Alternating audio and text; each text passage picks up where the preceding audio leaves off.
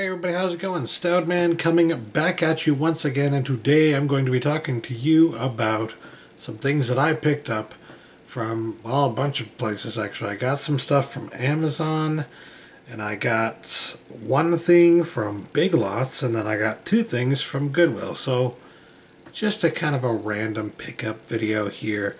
It's still, as I like to call it, the doldrums. It's that period in time where in the winter there's just not much going on. There aren't that many good deals or sales anywhere to be found, and quite frankly I've still got this to worry about, and I look over there every single day and I'm just like, I need to get back to sorting, and I never do, and I'm gonna do it.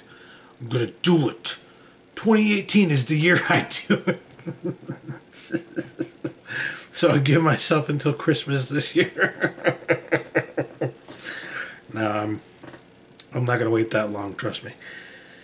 But that being said, because I still have some cleaning up to do over there, and because there's not much going on sale-wise anywhere right now, I have really not been buying that much in the way of physical media.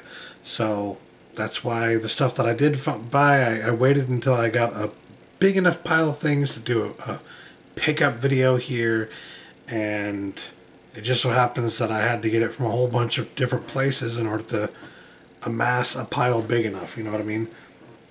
So anyways, I think I will start. Yes, I have shorter hair now, if you didn't notice. Some people say it looks stupid. I think it's fine. I don't care. But anyways, regardless, I'm digressing again. I'm going to start off with the Amazon pickups. First off, I got Vegas Vacation here. This is one that I've been wanting to get in my collection for quite some time. I know they have the Vacation multi-pack or whatever that includes European Vacation, but I never really liked that one that much. I only ever liked like the original Vacation movie, the Christmas Vacation movie, and Vegas Vacation, and I have the original on Blu-ray. I have the Christmas one on Blu-ray. This was the only one missing for me, and here it is. I used a gift card. I used the Amazon gift card that I get for putting links in my articles and stuff. Amazon links.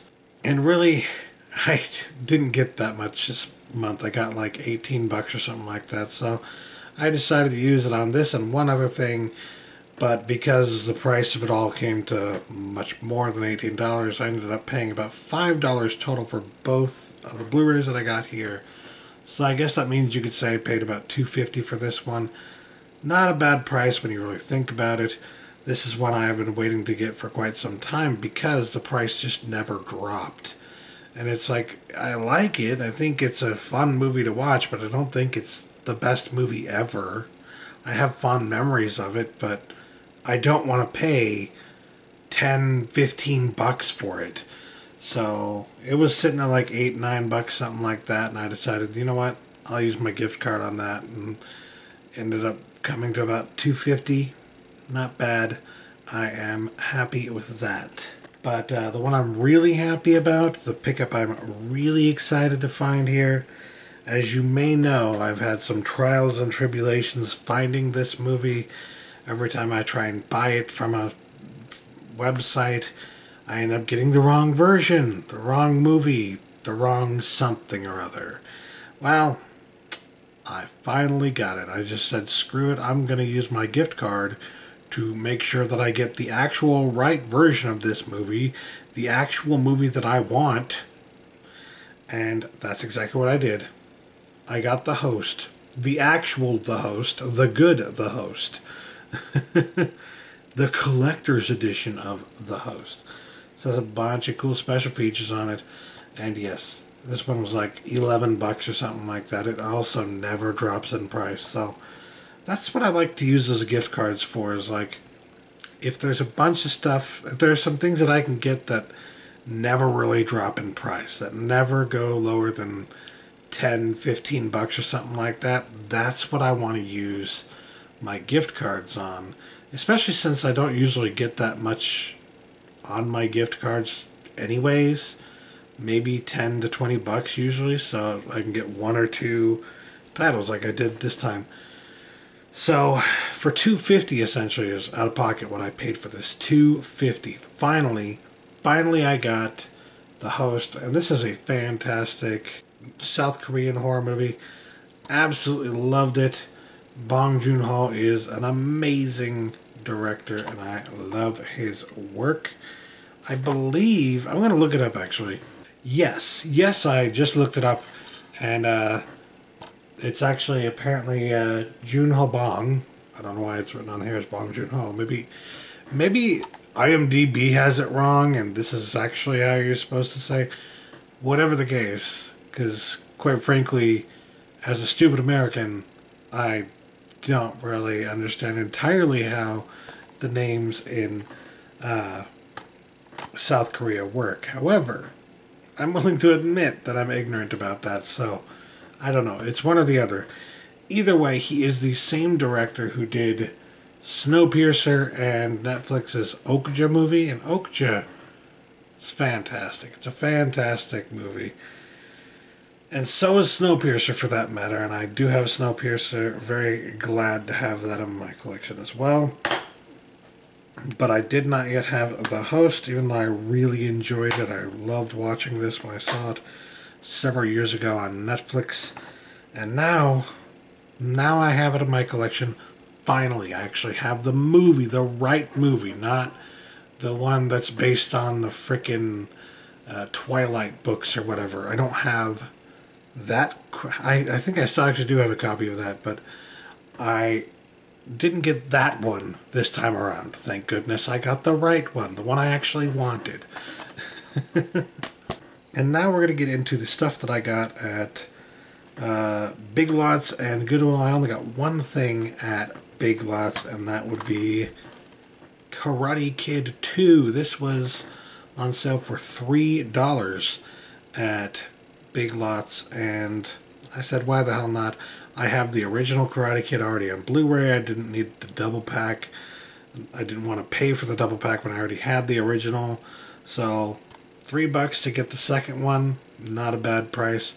Not really a fan of the third movie, so not really interested in picking that one up. Just kind of wanted the first two. Wasn't even really totally interested, quite frankly, with I didn't love this movie enough to like pay a full price for it or anything like that, or even pay the $7 or $8 price. $3 was basically the most I would have paid for this. I like it enough that I want to check it out again. So for $3, which is, like I always say, it's about the price you would have paid for a rental back in the day. You know what I mean? If you're willing to pay the rental price for something just to rent it, then you ought to be willing to pay it to buy and own that product for, well, the rest of your life. Foreseeable life, if you want to own it for that long. It's up to you, really. So yeah, this one I definitely wanted to revisit. It's been so long that I don't even remember everything about the movie. I don't even remember all the details. And at that point, I can't really say, whoa, it's a crappy movie. If it's been that long, then the last time I watched it was before I really knew much about film in the first place. So for all I know, I'll go back and revisit and be like, oh, actually, this is pretty good. Whatever the case may be, it's in my collection now for $3. Very good price. And then I went over to Goodwill, and I found a couple of things. Usually I don't like going to this Goodwill because their prices, as I've mentioned in the past, are just kind of crappy. Like, they had a Blu-ray of Night and Day, KNIGHT, Night and Day. That crappy Blu-ray that you can find for less than $5 everywhere. They had it under glass, you know what I mean? They have those glass cases where they keep all their fancy high-end valuable things, or jewelry and stuff. Sometimes they'll have like a electronics section under that glass, and sometimes they'll put like, old video game consoles or something like that, Nintendo NES maybe even. I've seen that once or twice, and they usually are asking too much for it even then. But, you know, they'll put things that make some kind of sense under the glass case, right? This time around, I went over there and noticed that they had, among other crappy Blu-rays, Night and Day under the glass. They had a selection of Blu-rays that I don't think anybody really wanted that were under the glass, presumably because they felt like somebody might steal them or something, I guess. But it's funny to me that a Blu-ray I wouldn't even pay a fucking dollar for was under their glass. Like, these people, they don't know what the value of these things are. They don't know anything about the value of the physical media that they have in their store. Now, that can usually mean that their prices are too high, but sometimes you get lucky. You find a few things that, even though they're priced a little bit higher on average than they would be elsewhere, it's still a really good deal. And that's exactly what ended up happening with me when I went. This time around, I found a couple of things that were a very, very good deal. And the first thing I found, this was actually factory sealed for $2.99. The first season of The Bob Newhart Show on DVD. It has been so long since I actually watched this show, but I do remember thinking it was pretty funny when I watched it back when I was a kid on Nick at Night and stuff. And I have been meaning to pick this up at some point, because I knew I wanted to go back and watch some of the old Bob Newhart episodes. I knew I wanted to get some of the earlier seasons at least to, you know, wet my feet and get back into this and see whether or not I still found it enjoyable, funny, you know what I mean? So I do, in fact, I go back and watch like video clips of Bob Newhart's skits that he's done on, like, I don't know if it's not SNL, I don't think. Maybe it was an SNL skit, but I think he actually did a skit for Mad TV. Maybe I'm misremembering or mixing things up, but he did this hilarious skit where he plays like a psychiatrist, and this whole thing is just to tell people to stop it, you know what I mean? And I go back and that makes me laugh. It still makes me laugh to this day. So I think his humor is probably pretty timeless, so I have no doubt that I'm going to enjoy this. And $3 for factory sealed first season, that's a damn good deal, because at least then you know the discs are going to be in very good condition, no problem there. And yeah, I have to believe that they printed the price on that one, because $3, that's like a much better deal. All the other TV on DVD sets there, they had like every single set of The West Wing on DVD, and I believe they were all $6 each, and they looked to be in pretty good condition. I was thinking about it, because that's actually still a pretty good deal. But that just gives you an idea right there of, well, what do they price the season sets at, right? And if they price the season sets at $6, why did they price the factory sealed brand new season set at $3? Just odd, and more proof that they don't know what they're doing when it comes to pricing these items. But another reason why sometimes you just got to go in there and see what happens, see what you find.